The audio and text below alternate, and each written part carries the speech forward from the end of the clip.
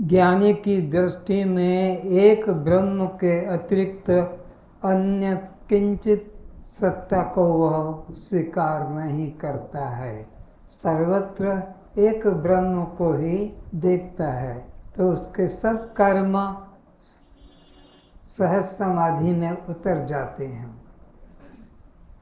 कहूँ सो नाम सुनो सोई सो मेरा कहूँ सो नाम सुनो सोई सो मेरा खाऊं पियो सो पूजा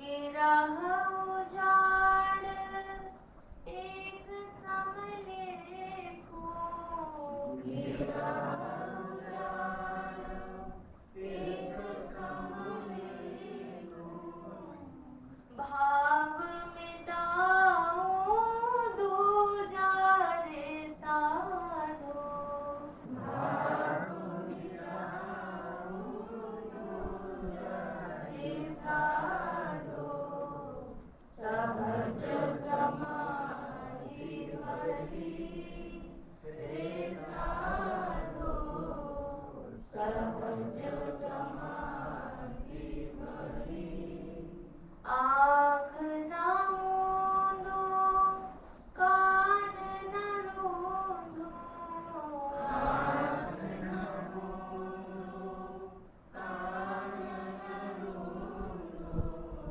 तनिक कष्ट नहीं धारो तनिक कष्ट नहीं धारो खोले नैन पहचानो हंसी हंसी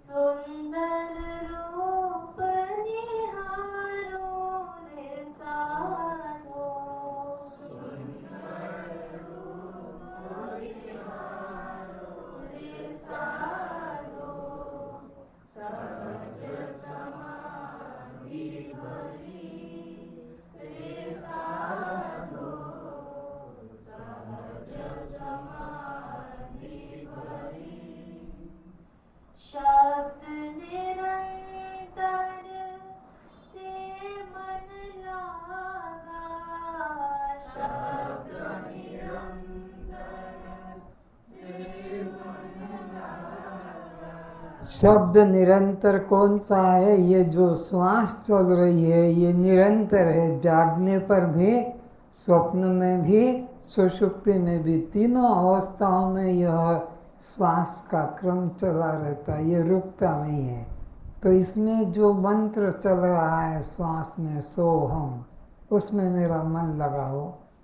फिर से शब्द निरंतर से मन लागा शब्द निरंतर से मन लागा मलिन वासना त्यागी मलिन वासना त्यागी जब उस शब्द में मन लग गया, सो हम, वो जो निरंतर चल रहा है उसमें मन लग गया, तो फिर मैं देह हूँ, ये मलिन वासना का त्याग हो गया। देह को मैं मानना ये मलिन वासना है, और आत्मा को अपना स्वरूप जानना यह शुद्ध चेतना है। उठत बैठत कब न छूटे उठत बैठत कब न छूटे ऐसी तारी लागी रे साधो ऐसी तारी लागी रे साधो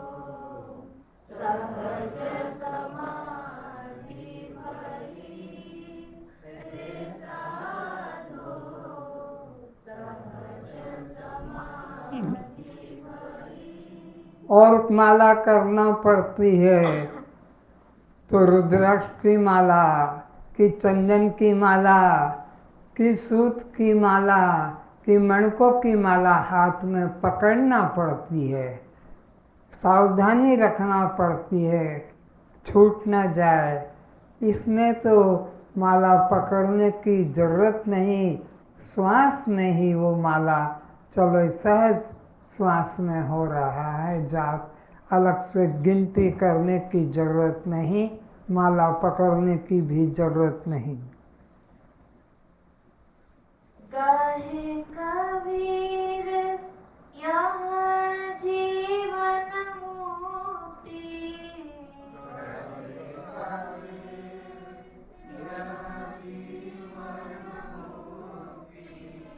सो प्रकट कर गाई,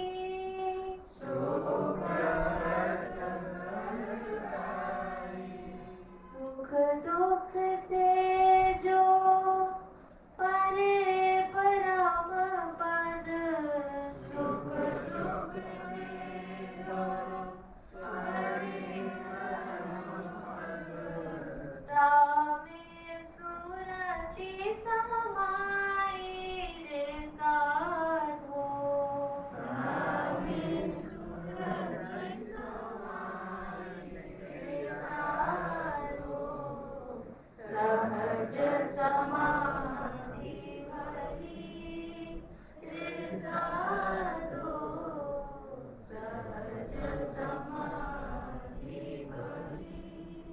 गुरु कृपा जान दिन से जागी, गुरु कृपा जान दिन से जागी, दिन दिन अधिक चली रे साधो, दिन दिन अधिक चली रे साधो, सहज समाधि भली रे साधो, सहज समाधि भली रे साधो, सहज समाधि भली।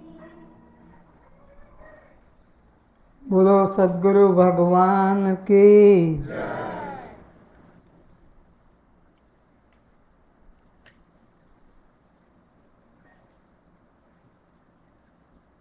क्या आप जड़ हैं?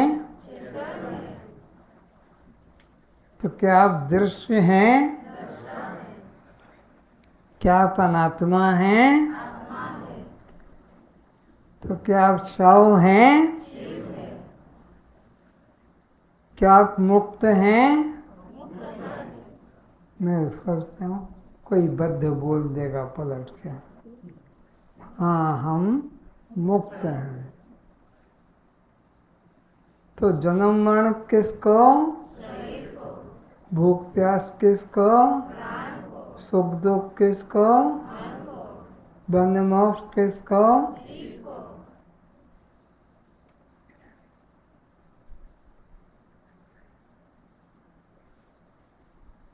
तो जब मैं चलता हूँ तो मेरे साथ कौन चलता है?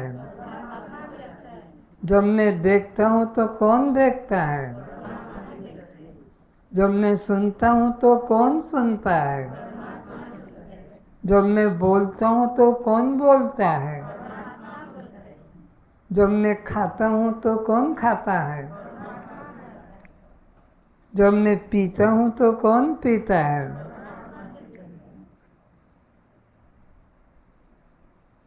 जब मैं सोकर उठता हूँ तो कौन उठता है?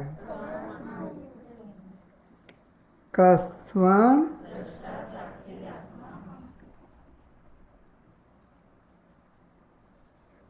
इसी चिंतन में अपनी चेतना को डुबो दो और कहीं मन न जाने पाए और किसी में मन खोने न पाए। प्रश्न के उत्तर तो दे दिए पर उस उत्तर में खो जाओ, उस उत्तर में समा जाओ कि यह मेरे साथ घटना घट रही है, यह मैं हूँ।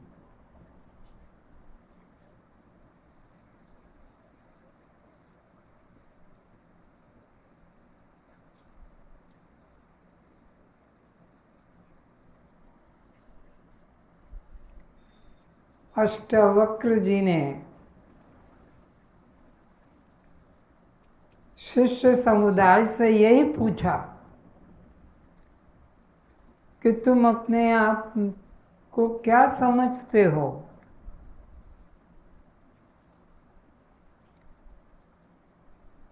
जो दिखाई पड़ता है वह तुम हो?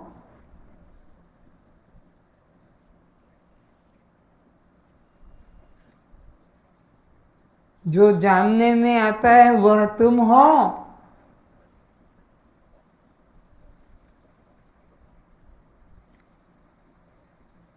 कि जो अनुभव में आता है वो तुम हो?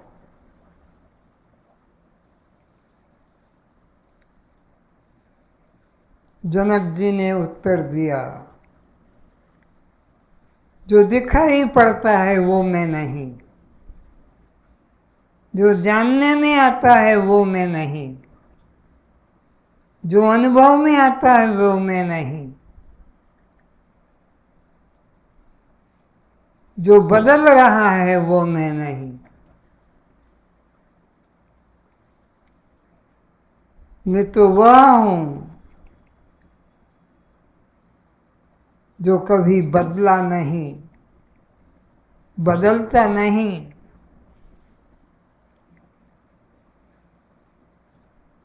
मैं वह हूँ जो कभी दिखता नहीं।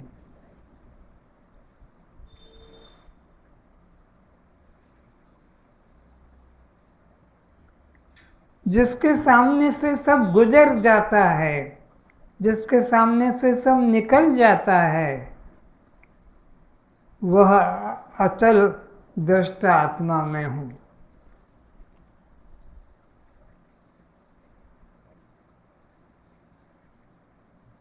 जो बदल रहा है वह दृश्य में कभी नहीं हो सकता। जो इस बदलाहट को, जो इस परिवर्तन को प्रकाशित कर रहा है, देख रहा है, जान रहा है, सो हम आत्मा गुणाकेश, वो मैं आत्मा हूँ।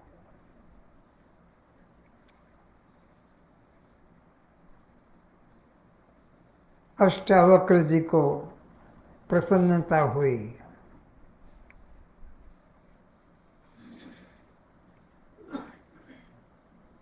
कि तुमने अपने जीवन के लक्ष्य को पहचान लिया। धन्य है तुम्हारा जीवन और तुम्हारे माँ बाप।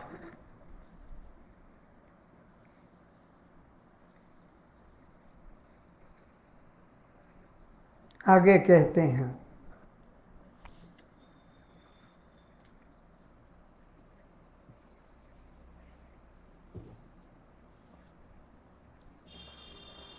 जो आत्मनिष्ठ ज्ञानी पुरुष एक अद्वितीय ब्रह्म का अनुभव कर चुका है। फिर से जो आत्मनिष्ठ ज्ञानी पुरुष एक अद्वितीय ब्रह्म का अनुभव कर चुका है। कौन? जो ब्रह्मनिष्ठ है उसने क्या अनुभव किया? एक अद्वितीय ब्रह्म के अतिरिक्त यहाँ द्वैत नाम की कोई सत्ता ही नहीं है। ऐसा जिसने अनुभव कर लिया है, ऐसा जो ज्ञानी है वह कैसा है? वह अपने अखंड आत्म स्वरूप में तृप्त हो स्थिर रहता है। तो वह अपने अखंड आत्म स्वरूप में तृप्त रहता है। उसमें इसके मन में कोई और कामना, कोई वासना जागृत नहीं होती। वो अपने अखंड आत्म स्वरूप में ही तृप्त रहता है। क्योंकि यहाँ एक आत्मा से से पृथक कुछ भी नहीं है। क्योंकि वेद, उपनिषद, गीता, रामायण, भागवत सब एक ही मत बता रहे हैं कि यहाँ एक ब्रह्म के अतिरिक्त दूसरा किंचित भी नहीं है। तो वह आत्मनिष्ठ अपने आप में पूर्णता का अनुभव करके मस्त रहता है, शांत रहता है। अब उनके लिए कुछ पाने, जानने व देखने के लिए शेष नहीं रहा है। उन आत्मनिष्ठ ब्रह्मनिष्ठ ज्ञानियों के लिए अब कुछ अपने से भिन्न पृथक न देखने को बाकी है, न जानने को बाकी है, और न पाने को बाकी है, न समझने को बाकी है। उनका जानना, पाना, देखना, समझना सब पूर्ण हो गया एक अद्वितीय ब्रह्म को जानने के बाद। इसलिए उसको किसी प्रकार की वासना, कामना नहीं है। इसलिए जो ब्रह्मनिष्ठ ज्ञानी होते हैं उनके मन में किसी प्रकार अज्ञानियों की तरह जानने, पाने, देखने की इच्छा नहीं होती है। क्यों कि अज्ञानी अपने से भिन्न अन्य वस्तु संसार को देखता है, इसलिए उसे पाने की लालसा होती है। ज्ञानी अपने अतिरिक्त अन्य किसी को नहीं मानता, न जानता, इसलिए कुछ पाने, देखने की इच्छा ज्ञानी के मन में नहीं होती है। जहाँ द्वैत सा भाव होता है, उस अज्ञान अवस्था में ही अज्ञानी अन्य को देखता है। जहाँ द्वैत है, जहाँ भेद है, अपने अतिरिक्त अन्य सत्ता को मानता है, वहीं उसको देखने, पाने, जानने की इच्छा होती है।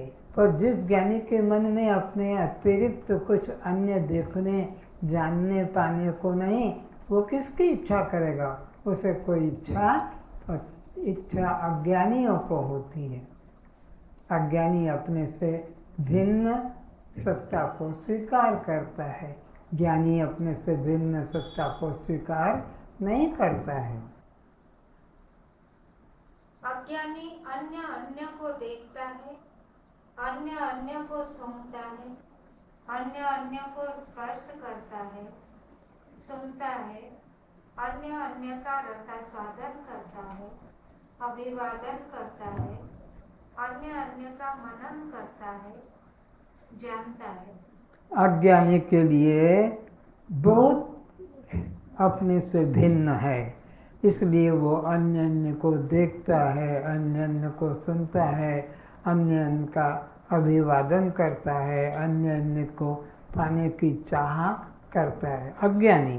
पर ज्ञानी की दृष्टि में कोई उससे अन्य भिन्न सत्ता ही नहीं है, इसलिए वो किसी की पाने की इच्छा नहीं करता। परंतु जिस ज्ञानी की दृष्टि में सर्वत्र एक आत्मा हो गया है, ज्ञानी की दृष्टि में सर्वत्र क्या हो गया? एक आत्मा के अतिरिक्त, अपने अतिरिक्त। आत्मा का मतलब है कोई अन्य वस्तु नहीं कि वो अलग है और वो आत्मा अलग है। जिस ज्ञानी की दृष्टि में अपना आप ही सर्वत्र दिखाई पड़ता है, उस ज्ञानी को फिर किसी अन्य के न होने से पाने की इच्छा भी नहीं होती है। अब वह किसके द्वारा किसे देखे, किसके द्वारा किसे सुने? जब कोई अन्य है ही नहीं तो फिर किसके द्वारा किसको देखे, किसके द्वारा किसको सुने, किसके द्वारा किसको जाने, किसके द्वारा किसको पाने की चाह करे? कोई कामना, कोई वासना ज्ञानी के मन में नहीं होती है, क्योंकि ज्ञानी अपने को ही सर्वरूप में अनुभव करता है। जिस एक के द्वारा उपरोक्त सब क्रियाओं को जाना जाता है, जिस एक के द्वारा, कौन है वो एक? मैं स्वयं। तो मेरे द्वारा ही सर्वत्र सर्व क्रियाओं को देखा सुना भोगा जाता है। जिस एक के द्वारा उपरोक्त सब क्रियाओं को जाना जाता है, उन सबको जानने वाले एक विज्ञाता को किसके द्वारा जाने? तो जो एक सबको जानता है वह आत्मा में स्वयं हूँ, मुझसे अन्य भिन्न कुछ नहीं, तब मैं किसको जानूं, किसको जानने की इच्छा करूं? वह जाना नहीं जा सकेगा। तो वो सबको जानने वाला, सबको देखने वाला, अन्य के अभाव में न देखा जा सकेगा न जाना जा सकेगा।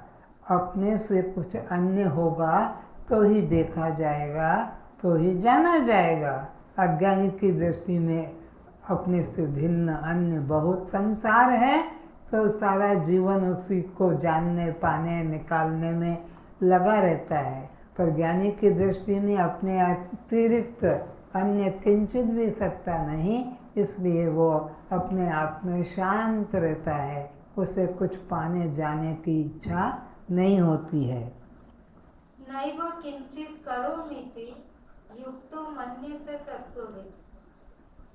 मैं कुछ भी नहीं करता, ऐसा जीवन मुक्त पुरुष अपने को जानता है। परंतु फिर से, मैं कुछ भी नहीं करता, जीवन मुक्त पुरुष अपने को जानता है। जीवन मुक्त पुरुष अपने को क्या जानता है कि मैं कुछ भी नहीं होकर करोमिति युक्तो मन्यते तत्व भीतर। लेकिन अज्ञानी व्यक्ति तो मैंने किया, मैं कर रहा हूँ, मैं करूँगा, मेरे अलावा कौन कर सकेगा इत्यादि कर्तापन का अज्ञानी के मन में अहंकार होता है। ज्ञानी के मन में कर्तापन का अहंकार नहीं होता है। तत्त्ववित्तु महाबाहो गुण कर्म विभागयो गुणा गुणेषु वर्तन्त इति मत्वा न सज्जते। जो ज्ञानी पुरुष है वो क्या देखता है कि मैं तो कुछ भी नहीं करता हूँ, गुण ही सतोगुण ही रजोगुण के द्वारा तमोगुण का भोग रहा, गुणा गुणेषु वर्तन्ते। मैं कुछ भी नहीं करता, मैं तो केवल तत्व को जानने वाला स्वयं आत्मा हूँ, मैं स्वयं आत्मा हूँ। परंतु हे महाबाहो, गुण विभाग और कर्म विभाग के तत्वों को जानने वाला ज्ञान योगी संपूर्ण गुण ही गुणों में बरत रहे हैं। ज्ञान योगी क्या जानता है कि मैं कुछ भी नहीं करता हूँ। देह इंद्रिय प्राण के द्वारा कर्म होते हैं, जीव के द्वारा होते हैं, मैं तो केवल साक्षी मात्र हूँ, ऐसा निष्ठा रखता है।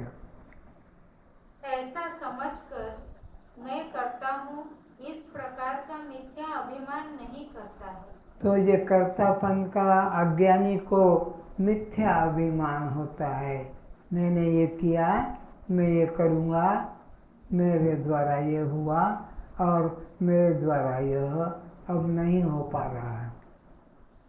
बल्कि अपने को समस्त कर्मों से असंग दृष्टा साक्षी आत्मा ही जानता रहता है। ज्ञानी अपने को समस्त कर्म, चाहे वे तमोगुणी हो कि रजोगुणी हो कि सतोगुणी हो, समस्त कर्मों को अपने से भिन्न देह इंद्रिय प्राण के द्वारा हुए देखता है। पर मैं कर रहा हूँ, मैंने किया, ऐसा ज्ञानी कभी मिथ्या अभिमान अपने में नहीं करता है। न दृष्टा दृष्टारम पश्येत्। तुम दृष्टि के दृष्टा को घटपट आदि पदार्थों की तरह नहीं देख सकते। जैसे हम ये चांद को देखते हैं, सूरज को देखते हैं, जंगलों को, नदियों को, पहाड़ों को देखते हैं, मनुष्यों को देखते हैं, स्थावर जंगम को जैसे देखते हैं, इस तरह आत्मा का कोई दृश्य की तरह अनुभव नहीं कर सकता। आत्मा तो सब दृश्यों का दृष्टा है और वो तुम हो, तो तुम दृश्य का अनुभव करते हो, किंतु दृष्टा आत्मा को कभी देख नहीं सकते। फिर से यह तुम दृष्टि के दृष्टा को, दृष्टि के जो दृष्टा है, दृष्टि देखने की है, उसको जो देखता है उसको घट पट आदि पदार्थों की तरह, जैसे मकान देखते हो, गाड़ी देखते हो, पहाड़, इस तरह से दृश्य रूप में दृष्टि के दृष्टा को देख नहीं सकते। क्योंकि यह आत्मा किसी की दृष्टि का विषय नहीं होता है। आत्मा तुम्हारा जो स्वरूप है वह किसी की, कोई अन्य व्यक्ति है नहीं जिसकी दृष्टि का वो दृश्य बने।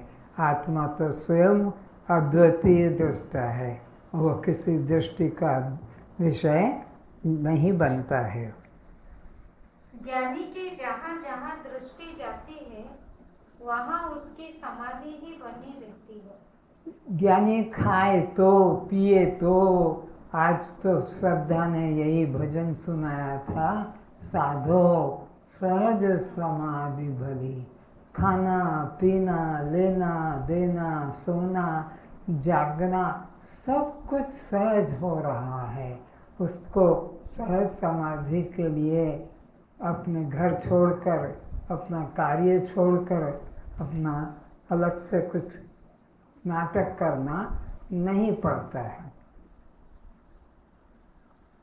क्योंकि उसकी दृष्टि में द्वैत ना होने से सर्वत्र ब्रह्म दर्शन ही है। ज्ञानी की दृष्टि का क्या चमत्कार है कि वो एक चैतन्य के अतिरिक्त, एक ब्रह्म के अतिरिक्त अन्य किसी की सत्ता को स्वीकार ही नहीं करता है, तो सहज समाधि बनी रहती है। सहज समाधि, क्योंकि उसको दूसरा दिखे ही नहीं, दूसरा दिखता ही नहीं, तो समाधि किसके लिए करे?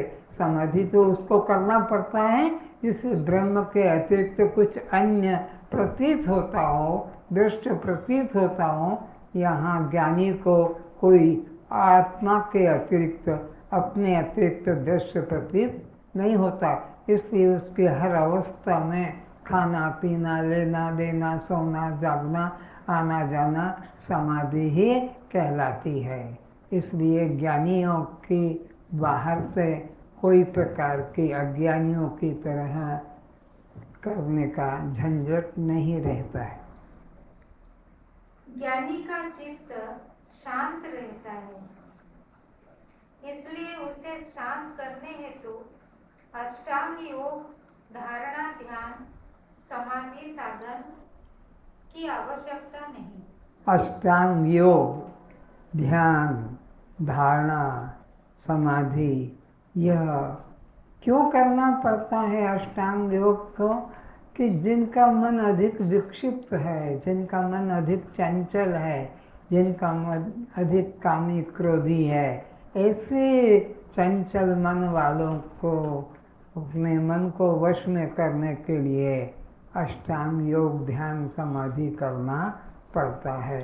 पर जिस ज्ञानी के मन में एक ब्रह्म के अतिरिक्त दूसरा तत्व ही नहीं है, उसे अष्टांग योग, ध्यान, समाधि करने की आवश्यकता भी नहीं रहती है।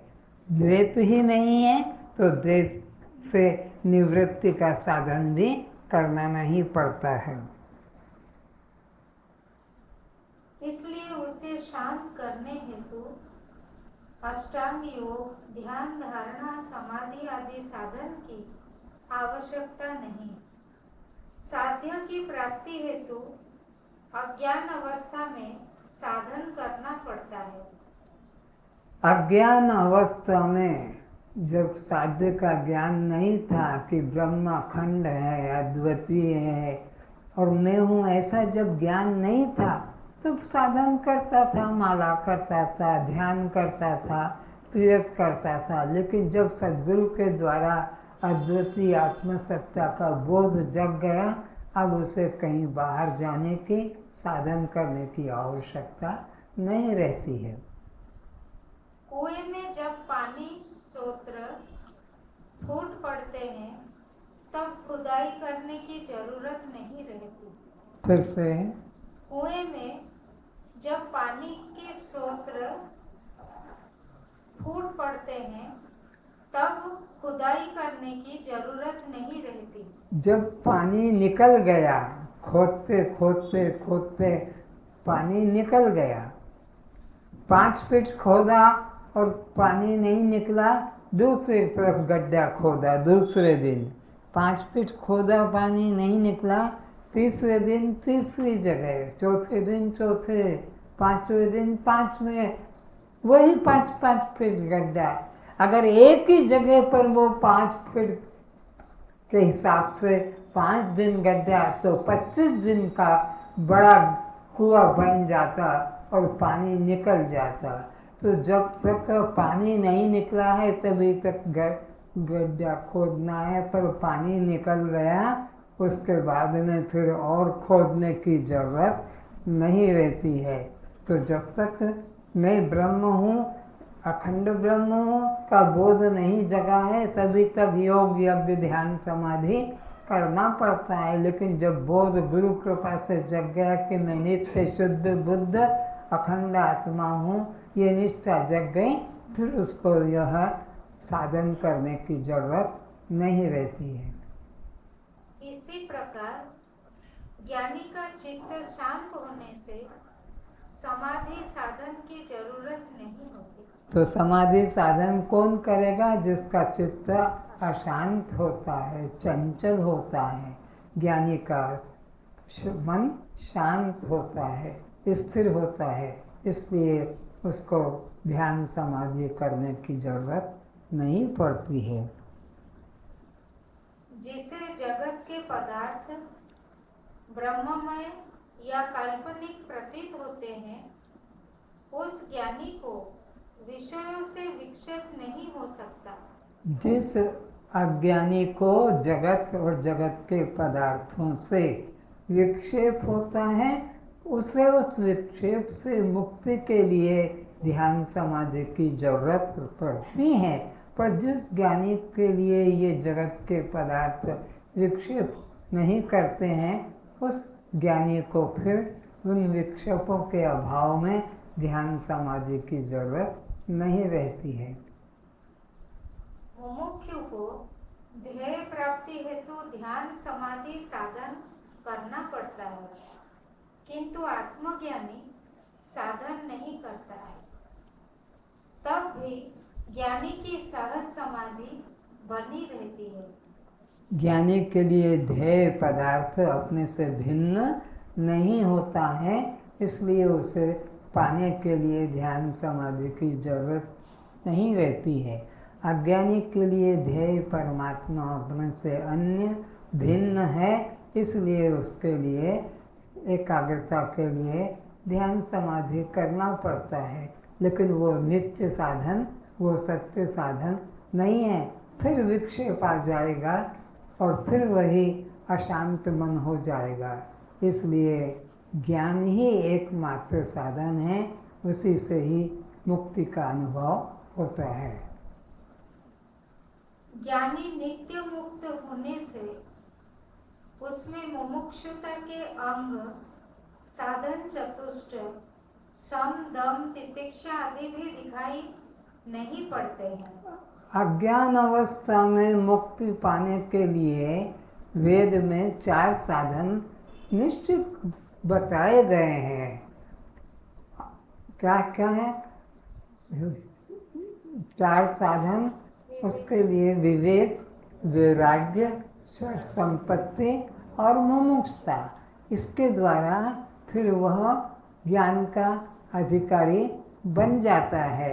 लेकिन जो ज्ञान निष्ठ है, आत्मनिष्ठ है, उस व्यक्ति को फिर यह विवेक, वैराग्य, षट संपत्ति और मुमुक्षुता, इन 4 साधनों को अपनाने की, बनाए रखने की जरूरत नहीं रहती कि मेरा मन चंचल क्यों हो गया, मेरा मन ऐसा क्यों हो गया। कि मेरे को ये इच्छा क्यों, वो उसे साधन चतुष्ट बनाए रखने की जरूरत किसको है? जिसको आत्मा का ज्ञान नहीं हुआ है। जिसको आत्मा का ज्ञान हो गया उसको विवेक, वैराग्य, संपत्ति और मुमुक्षुता, इन 4 साधनों को बनाए रखने की जरूरत नहीं, उसका जीवन ही सहज बन जाता है।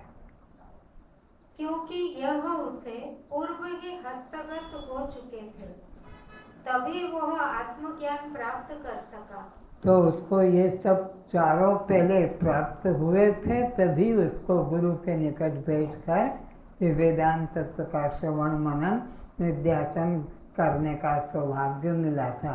अगर ये गुरु मिलने के पहले नहीं होता तो वो वेदांत तत्व का श्रवण मनन निध्यासन भी नहीं कर पाता।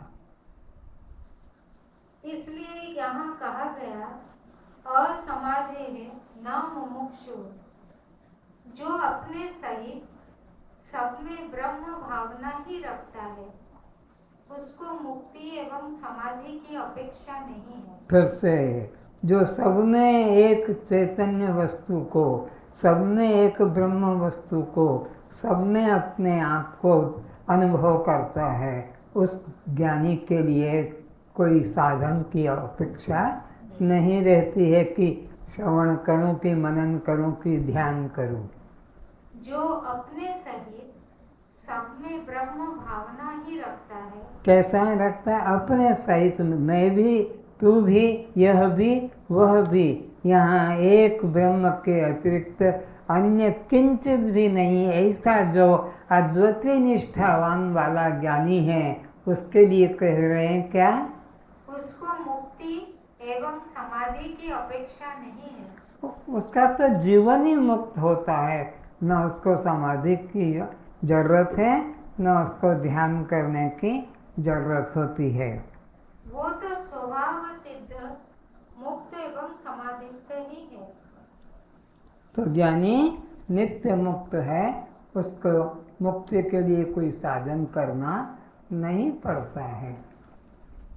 पारमार्थिक सत्य में किसी का नाश नहीं, किसी की आत्मा का परमार्थिक सत्ता को आत्मा को परमार्थिक सत्ता कहते हैं। उसका कभी नाश, वो अखंड कहलाती है। तो पारमार्थिक सत्य में किसी का नाश नहीं, किसी की उत्पत्ति नहीं, कोई बद्ध नहीं, कोई मुमुक्षु नहीं, ना कोई मुक्त है ना साधक है। परमार्थिक सत्ता में कोई न बद्ध है न मुक्त है। परमार्थिक सत्ता में कोई खंड नहीं कि अखंड नहीं। परमात्मिक सत्ता में कोई द्वैत नहीं। परमार्थिक सत्ता का भी अभाव नहीं होता है। इस शरीर के समस्त कर्म पंचभूतों के 25 प्रकृति द्वारा ही होते रहते हैं। जैसे श्वास चलना, खाए अन्न का रस, रक्त, मलमूत्र होना, अंगों का विकास, बाल्य, किशोर, युवा अवस्थाओं का विकास, ये सब प्रकृति के द्वारा सबके शरीर में, ज्ञानी हो कि अज्ञानी हो, ये सब क्रियाएं होती रहती है।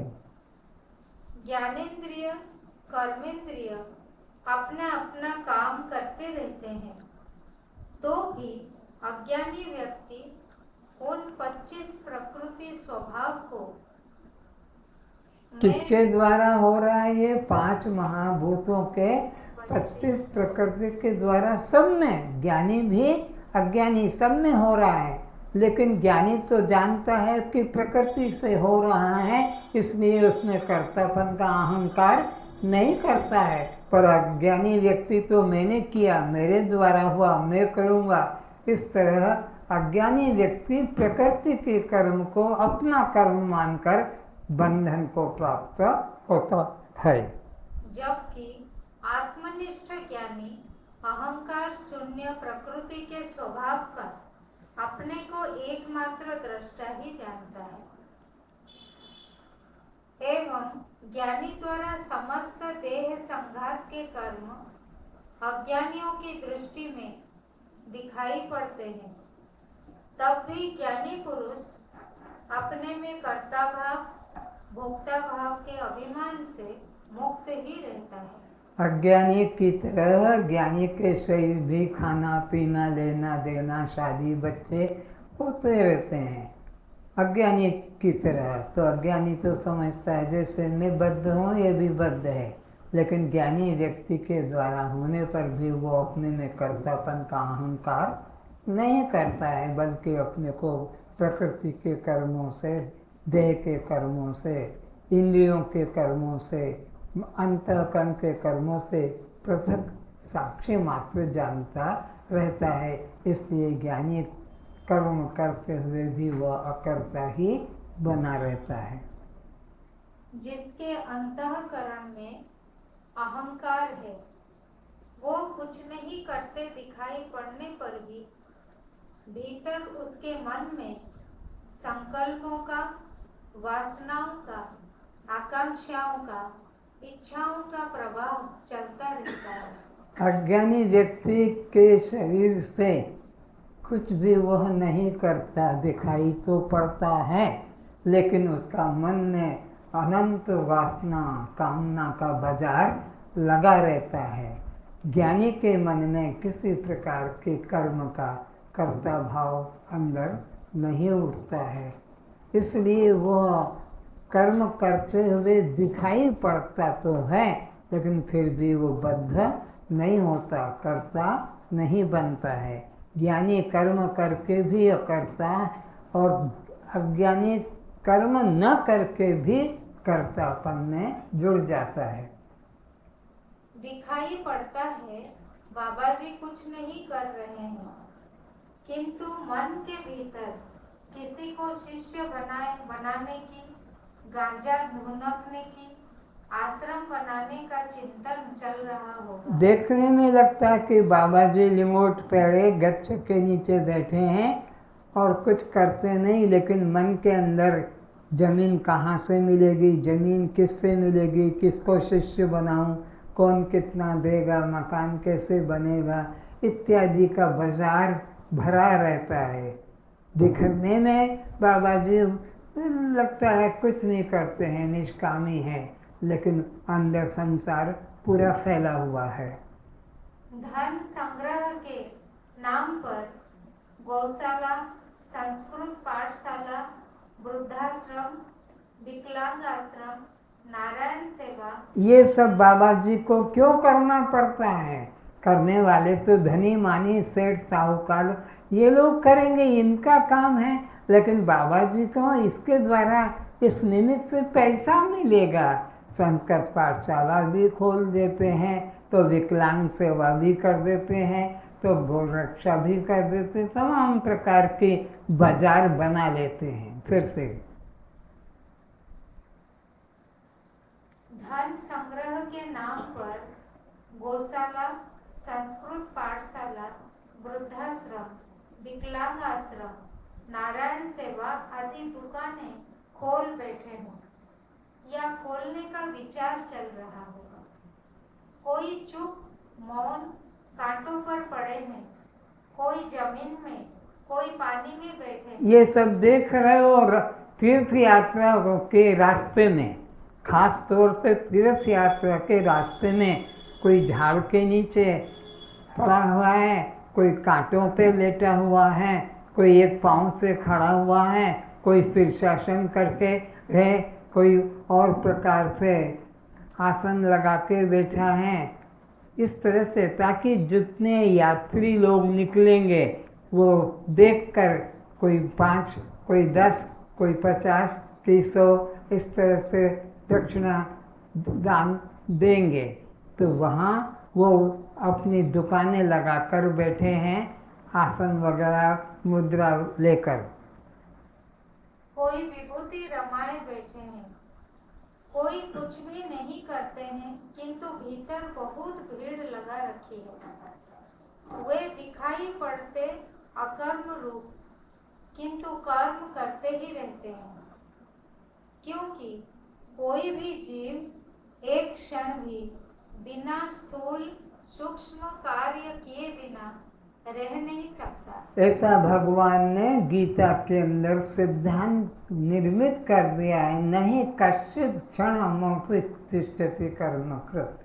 कोई भी जीव एक क्षण के लिए भी बिना कर्म किए रह नहीं सकता। कोई भी जीव कर्म होते ही रहते हैं। इस प्रकार अज्ञानी कुछ नहीं करते दिखाई पड़ने पर भी कर्म करते रहते हैं। मुमुक्षु जिज्ञासु को मुक्ति के लिए यदि कुछ छोड़ना है तो देह अभिमान को ही छोड़ना है। मुक्ति पाना है तो छोड़ना है तो क्या छोड़ना है? देह अहंकार का त्याग करना है। देह अहंकार का त्याग करने से सब त्याग अपने आप हो जाते हैं। अन्य कुछ भी छोड़ने से मुक्ति नहीं हो सकेगी, बल्कि छोड़ने का अहंकार मन में छुपा रखना भी बंधन ही है। अज्ञानी चित्त की एकाग्रता हेतु बहुत अभ्यास करता है, लेकिन धीर पुरुष सोए हुए की तरह अपने स्वभाव में स्थित होकर कुछ करने योग्य नहीं देखता है।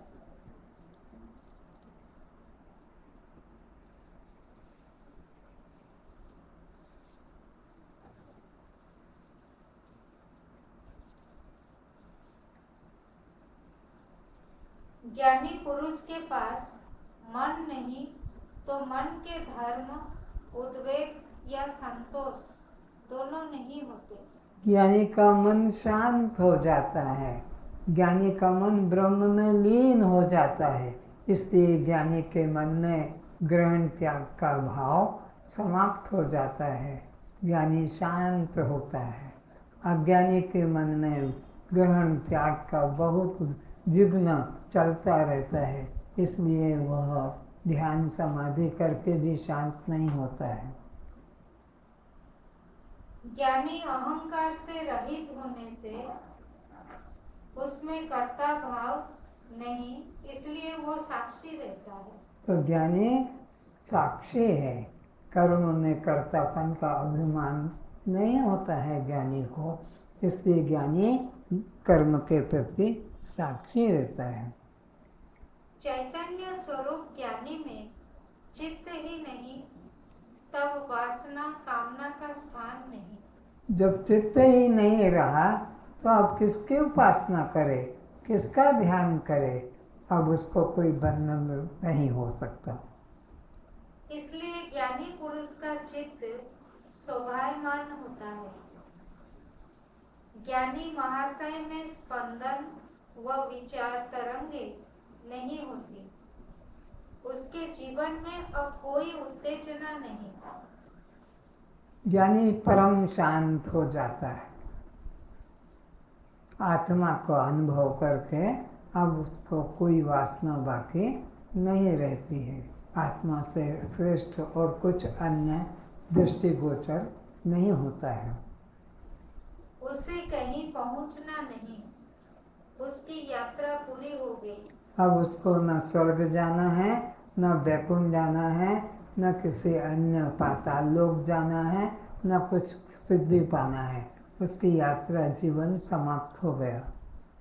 अब कुछ भी पाने को नहीं, पहुंचा हुआ ही है जहां उसकी मंजिल है।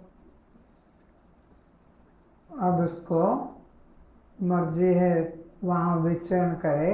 उसके लिए कोई विधि निषेध नहीं रह गया कि ऐसा क्यों किया और ऐसा क्यों नहीं किया। वह सबके शासन से ऊपर उठ गया है। यह सत्य की घोषणा तुम्हें समझ में आ गया तो इसी क्षण तुम कृतकृत्य हो नाच उठोगे। तुम जहां हो ठीक ऐसे ही परिपूर्ण हो। ऐसा व्यक्ति आशा रहित है, वो कोई आशा नहीं बांधता। जब आकांक्षा ही नहीं तो आशा किसकी? उसको एक बात स्पष्ट हो गई कि जो देखता है वह असत, जो दिखता है वह असत है। देखने वाला ज्ञानी को ये बात बिल्कुल स्पष्ट हो जाती है कि जो देखता है वह जो देख रहा है, जिसे देख रहा है उसे नहीं, जो देख रहा है वो सत्य है और जिसे देख रहा है वो असत्य है। यानी दृश्य असत्य है, दृष्टा ही सत्य है। ये ज्ञानी को दृढ़ निश्चय हो जाता है। जो दर्शन करेगा वही आत्मा है तथा जिसका दर्शन करेगा जो दृश्य होगा वह अनात्मा है। तो जिसका भी दर्शन करेगा वह अनात्मा होगा, वो दृश्य होगा। लेकिन जो दर्शन कर रहा है वह दृष्टा ही सत्य होगा। दृष्टा सत्य है, जिसका दर्शन किया वह दृश्य असत्य है। जो दिखाई पड़ता है वह दृश्य कल्पना है। जो दृश्य दिखाई पड़ता है वह कल्पना मात्र है, वो सत्य नहीं है। अलंकार सत्य नहीं है, स्वर्ण ही सत्य है। मटका, दीपक, सुराही, दीवार, मूर्ति सत्य नहीं है, मिट्टी ही सत्य है। तो वह ज्ञानी दृष्टा भाव में स्थित हो जाता है।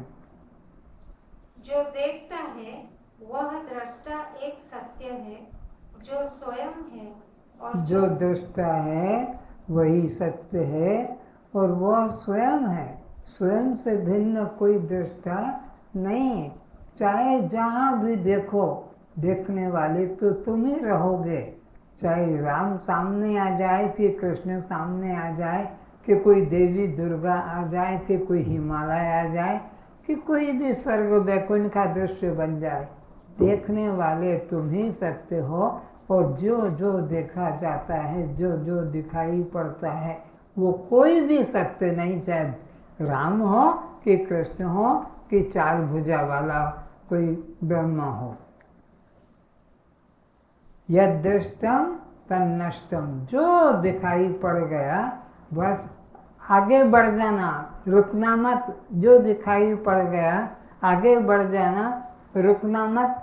वहाँ रुक जाना जहाँ से कोई प्रकार का परिवर्तन नहीं होता है, जिसमें कोई प्रकार का परिवर्तन नहीं होता है, जो दृष्टा ही बना रहता है, जो दृश्य की श्रेणी में कभी नहीं आता है। बस वहाँ तुम चलते चलना, वहाँ तक चलते चलना। जब तक कोई दृश्य बन जाता है वहाँ मत रुकना। एक छोटा सा दृष्टांत देकर बताता हूँ। जैसे कि आप सिनेमा हॉल में पहुँच गए और वहाँ पर आप देखते हो कि अलग अलग श्रेणियाँ हैं, third class, second class, first class, balcony और ऑपरेटर का रूम, प्रोजेक्टर चलाने वाला। ये अंदर की बात बता दी। आप सिनेमा में गए, अब थर्ड क्लास में बैठ गए, तो थर्ड क्लास में बैठ गए और सामने आपके पर्दा है, तो पर्दा की श्रेणी दृश्य की बनेगी। पर्दा दृश्य है और आप थर्ड क्लास के दर्शक दृष्टा कहलाएंगे, क्योंकि दृष्टा ही तो दृश्य को दिखेगा। तो थर्ड क्लास का व्यक्ति क्या कहलाएगा? दृश्य की दृष्टा, बोलो। तो वो पर्दा जो दिखाई पड़ेगा उसमें जो खेल दिखेगा तो वो दृश्य होगा कि दृष्टा? वो तो दृश्य होगा। अब सेकंड क्लास के अंदर आ जाओ, थर्ड क्लास से निकलकर सेकंड क्लास में आ जाओ, तो वहाँ पर आप पर्दे को देखोगे तो पर्दा वही दृश्य बनेगा। थर्ड क्लास में भी पर्दा दृश्य है और अभी सेकंड क्लास में बैठ गए तब भी, लेकिन थर्ड क्लास भी दृश्य बन गई। थर्ड क्लास में बैठे थे तो दृष्टा अपने को मानते थे और पिक्चर को दृश्य जानते थे, बिल्कुल ठीक था। लेकिन सेकंड क्लास में बैठ गए तो अपने सामने जैसे पिक्चर दृश्य है, थर्ड क्लास भी पूरा दृश्य बन गया और सेकंड क्लास का व्यक्ति अपने को दृष्टा मानता है। फिर फर्स्ट क्लास में जाकर बैठ जाओ तो पिक्चर तो वैसा का वैसा ही दृश्य रहेगा, थर्ड क्लास भी दृश्य रहेगा। और अब यहाँ सेकंड क्लास दृश्य बन गई और वह फर्स्ट क्लास का दर्शक दृष्टा बन गया। अब इससे फिर पीछे चलो तो बैल्कनी में पहुंच गए तो पिक्चर तो वो वही दृश्य बनेगा, थर्ड क्लास भी दृश्य बन जाएगी, सेकंड क्लास भी दृश्य बन जाएगी, फर्स्ट क्लास भी जो है वह दृश्य बन जाएगी। बैल्कनी वालों के सामने, बैल्कनी वाले के सामने फर्स्ट क्लास, फर्स्ट क्लास के सामने सेकंड क्लास, फिर थर्ड क्लास और फिर पिक्चर। तो पिक्चर भी दृश्य, थर्ड क्लास भी दृश्य, सेकंड क्लास भी दृश्य और फर्स्ट क्लास भी दृश्य। ये सब दृश्य की श्रेणी में आ गए। लेकिन जो बैल्कनी में बैठे हैं वो अपने को दृष्टा मानते हैं। लेकिन अब और ऊपर चले चलो सीढ़ियों के माध्यम से, और वहाँ जहाँ से वो फिल्म दिखाई जा रही है, जिस मशीन के द्वारा, जिस प्रोजेक्टर के द्वारा, वो व्यक्ति अपने को दृष्टा मानता है। पिक्चर तो उसके लिए भी दृश्य है, थर्ड क्लास भी उसके लिए दृश्य है, सेकंड क्लास भी उसके लिए दृश्य है, फर्स्ट क्लास भी दृश्य है, बैल्कनी भी दृश्य है, और खुद अब ऑपरेटर रूम के अंदर है, वहाँ से वो सबको देखता है। पर वो किसी को दिखता नहीं है, वो सबको देखता है। वो अंतिम दृष्टा है इस पिक्चर हॉल का, उस पिक्चर खेल का, जो बदलता नहीं है। थर्ड क्लास वाला बदल गया, सेकंड क्लास वाला बदल गया, फर्स्ट क्लास वाला, ये बदलते जा रहे हैं। दृष्टा बनते हैं, दृश्य बन जाते हैं, दृष्टा बनते हैं, फिर दृश्य बन जाते हैं। लेकिन ये जो प्रोजेक्टर चलाने वाला फिल्म का है, वो अंतिम दृष्टा, वो कभी किसी का दृश्य नहीं बनता है। तो जो सबके अंत में है, जो सबको देखने वाला है, वह आत्मा है, वो दृष्टा है, वह चेतन है, और वह तुम हो। आज बस इतना ही। कस्त्वं, तो कहाँ पहुँच गए? आखिरी में पहुँच गए, जहाँ से सब दिखाई पड़ता है, सबको देखा जाता है, वो तुम हो। शांति पाठ। ओम सहनावत।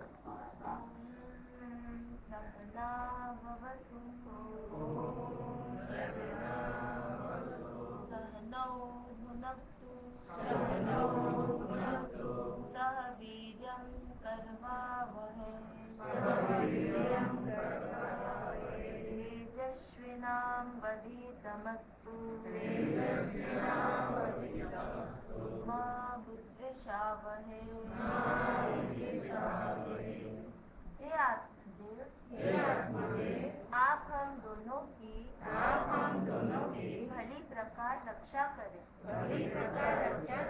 आप हमें बुद्धि शक्ति प्रदान करें,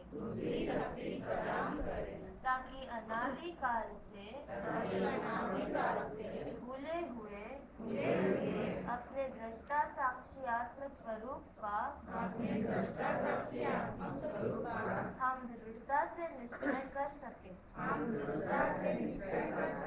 कोई भी पंडित, कोई भी शास्त्री, कोई भी भेदवादी गुरु हमें अपने निश्चय से, हमें अपने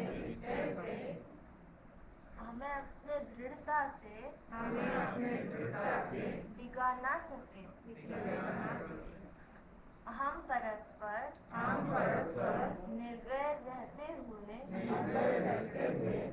इस ज्ञान को धारण करें। ओम शांति शांति शांति ही।